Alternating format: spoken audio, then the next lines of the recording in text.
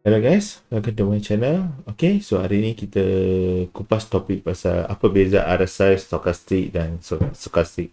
RSI sebab trader baru biasa masa awal dia orang akan cuba guna indikator ni, RSI, MACD, stokastik.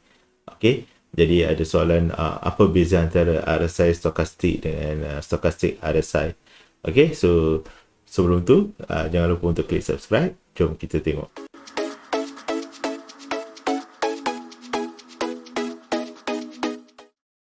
Okay, so apa beza antara RSI dan stokastik? Okay, macam saya kata tadi, biasa trader baru dia akan cuba guna antara beberapa indikator ni lah masa awal. So ini adalah indikator yang dah lama wujud and then agak orang kata popular untuk trader-trader baru. Jadi kita tengok apa formula ataupun macam mana cara penggunaan dia. Okay, so apa itu RSI? RSI adalah salah satu momentum indicator, okay, yang diguna dalam technical analysis untuk measure magnitude of perbezaan harga untuk evaluate sama ada dia dah overbought ataupun oversold.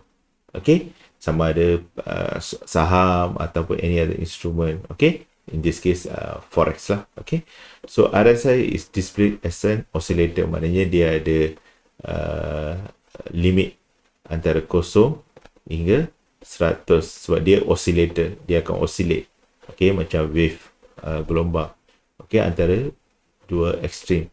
So dia punya bacaan adalah antara 0 hingga 100 and developed by J. Wells Wilder Jr. Okay, dalam buku dia New Concept in Technical Trading System pada tahun 1978. Okay, so ini adalah RSI. So biasa kita akan tengok overbought ataupun oversold. Dia punya default period adalah biasa 14. Okay, so kalau biasa masa awal kita akan diberi tunjuk ajar kalau dah sampai 70 overbought, maknanya kita start sell. Okay, kalau dah sampai oversold kita start buy. Okay, so kalau of course even dari siapa trader yang dah lama pakai ni, lepas 2-3 bulan dia akan rasa teknik ni agak salah. Memang betul pun sebab RSI bukan suruh dah sampai 70 suruh sell, dia cuma kata itu adalah overbought condition, tapi kita interpret kalau dah sampai situ kita terus sell, sebenarnya tidak. Okay, so macam ni dalam keadaan ni kita tengok dia dah oversold, of course dia ada ke atas, tapi kalau kita masuk oversold kat sini, okay, price masih turun, jadi kita selalu terperangkap. Ataupun dekat sini dia dah sampai 70 dekat level sini, kita dah start sell. So kalau margin kita tak cukup atau tak ada stop loss, memang account kita akan MC sebab dia boleh naik lagi. Ataupun kita tengok overbought ni dalam M30 ataupun H1, okay, padahal dekat H4 ataupun D1, H4 mungkin masih 65 contoh, dekat daily masih katakan 58 saja. So weekly mungkin 53 saja. Okay, tapi dekat M30 H1 dia dah 70. Jadi kita akan start sell. Tapi padahal dekat time frame yang besar dia masih belum overbought lagi. Jadi bila kita kata overbought, oversold, better refer time frame yang besar. Okay. Okay, so apa itu stokastik? Stokastik sama macam RSI, okay, tapi dia akan pakai closing price dan formula dia agak beza sedikit, okay. Dia ada pakai, orang kata ada moving average, okay, and then sama juga dia akan pakai overbought dengan oversold, dan dia adalah oscillator, so dia akan bergerak. So formula dia berbeza sedikit. Saya akan tunjuk macam mana. Selalunya dia akan ada dua line, okay. So dia ada satu, kita kata kalau crossover itu adalah signal untuk sell, kalau crossover ke atas itu adalah signal untuk buy. Okay, so dia adalah satu indikator untuk highlight overbought dengan oversold condition, dan itu adalah satu popular momentum indicator lah, sama dengan RSI. Kalau tengok kat sini dia dah tahun 1950. Tadi RSI 1978. Maknanya stokastik lagi lama daripada RSI. Okay. And then stochastic ni dia rely pada mean price ataupun harga purata, harga average. Okay. Okay, so ini adalah formula untuk RSI. Okay, tak perlu nak hafal, cuma ambil dia punya konsep saja, faham je. Jadi step 1 kita akan cuba orang kata untuk satu price, untuk satu RSI kita akan cuba dapat pada period tu apa average gain dengan average loss. Lepas tu step 2 kita akan cuba ambil average gain untuk 13 period. Okay, lepas tu ataupun average loss untuk 13 period, and then kita akan dapat formula ni. So kita kena combine dua ni, okay, lepas tu baru boleh dapat RSI punya strength, sebab dia ambil relative strength, maknanya dia akan cuba compare dia punya pergerakan antara price.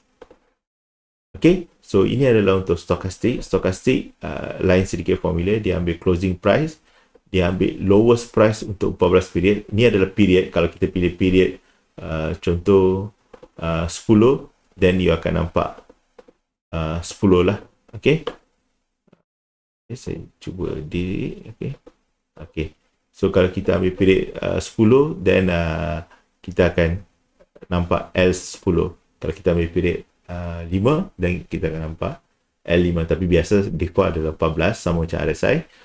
So dia ambil lowest kat sini, lepas tu kita akan ambil highest price kat sini, and then lowest balik. Okay, dan kita akan dapat percentage K. So ini adalah formula dia. Lepas tu kita ada satu lagi, percentage D. Dia agak mudah, dia ambil 3 period moving average of K. So kita calculate K dulu. So D ni basically macam moving average lah, tapi kita pakai cuma 3 supaya dia ada bagi satu signal. So kalau line ni naik atas, okay, so biasa kita ada dua line. Okay, so line ni pun pergi ke atas. So line yang atas ni adalah selalunya percentage D, okay, yang move slowly. Okay, tapi yang percentage K ni dia akan move cepat. Jadi bila ada crossover macam ni, so itu adalah tanda untuk sell.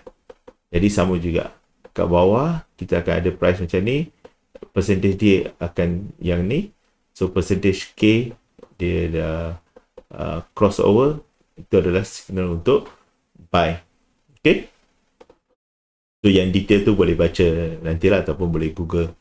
Okay, so satu lagi cara untuk supaya tak terperangkap dengan overbought oversold ni, ada trader dia akan cuba pakai divergence. So basically divergence, price buat low dengan lower low, tapi RSI dia buat low dengan higher low. Okay, so dia ada divergence, maknanya price buat macam ni tapi indikator buat macam ni. So maknanya dia diverge, satu ke bawah, satu ke atas.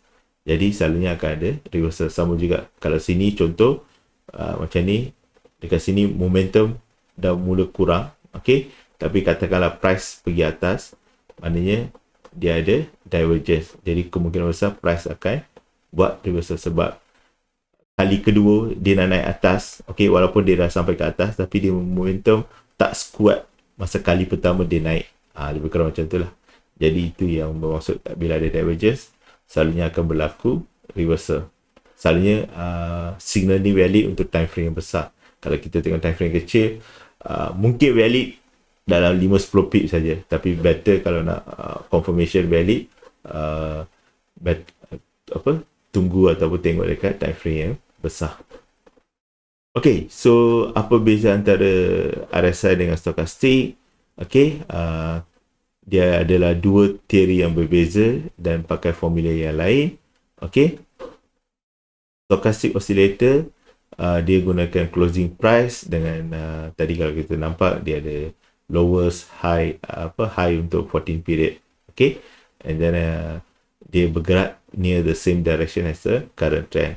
Sementara RSI pula dia track overbought oversold, okay, dengan measure dia punya velocity ataupun momentum ataupun laju ataupun speed dia lah lebih kurang. Okay, so dia akan measure speed of price movements, while stochastic oscillator, okay, consistently. So maksud dia Stokastik selalunya kita akan guna untuk market yang ranging ataupun sideways. So kita buy dari bawah, sell ke atas, buy dari bawah, sell ke atas. Sementara RSI pula more towards trend following, maknanya RSI makin naik, kita just buy. Kalau RSI makin turun, kita sell. Okay, stokastik more for sideways ataupun overbought, counter trend kita boleh pakai. Sementara yang divergence tadi selalunya itu adalah dekat ujung wave. Okay, ujung wave kita akan pakai RSI divergence untuk find reversal. Okay, so stokastik apa limitation dia? Okay, macam kita kata stokastik sebab dia pergerakan dia antara oscillator 0 ke 100, kadang-kadang dia bagi false signal. So contoh kalau kita nampak kat sini price tengah turun, kat stokastik dia tunjuk orang kata dah crossover, jadi kita buy tapi price masih turun. Okay, ataupun kat sini dia dah sampai ke overbought, kita ingatkan boleh sell tapi market makin naik. Jadi siapa yang selalu trader baru 2-3 bulan dia pakai teknik RSI dengan stokastik, sebab saya pun dulu pernah pakai, first indicator saya pakai adalah RSI dengan stokastik. Lepas 2 bulan 3 bulan banyak saya loss sebab selalunya dapat false signal macam ni. Jadi saya keluarkan indikator ni, saya pakai indikator lain ataupun teknik lain.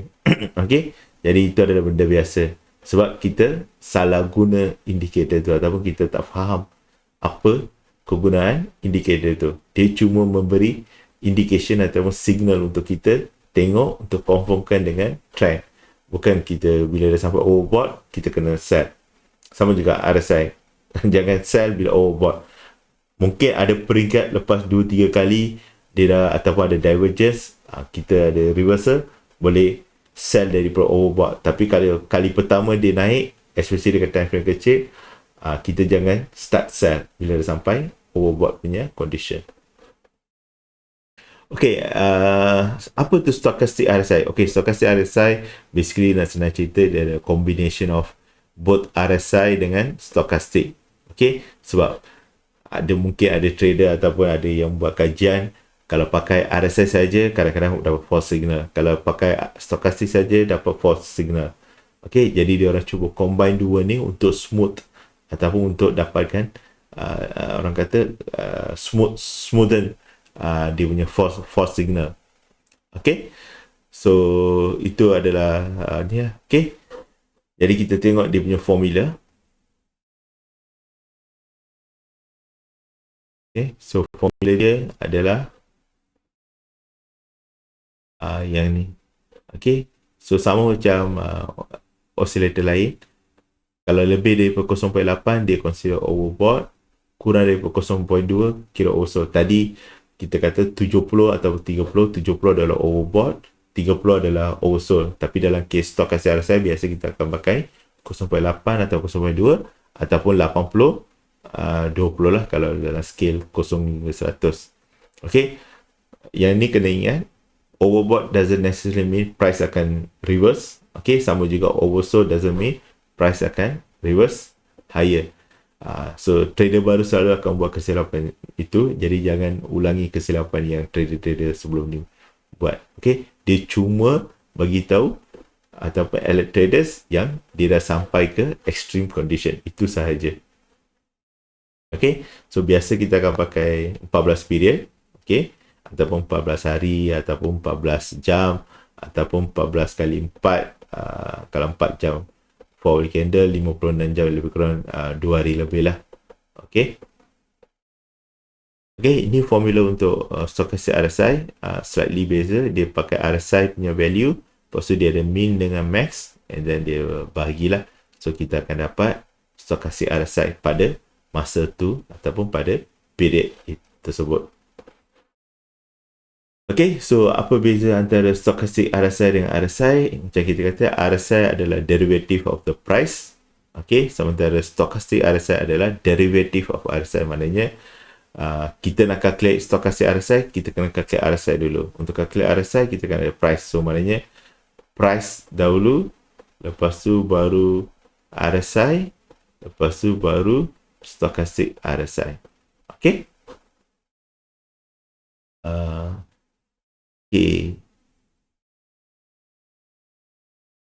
Itu tak bermakna satu tu lagi better daripada satu lagi indicator. Okay, cuma masing-masing dia ada dia punya fungsi function ataupun dia punya calculation sendiri. Okay, so apa limitation dia? Okay, so boleh baca. Ini adalah untuk reduce volatility and then make the indicator more useful.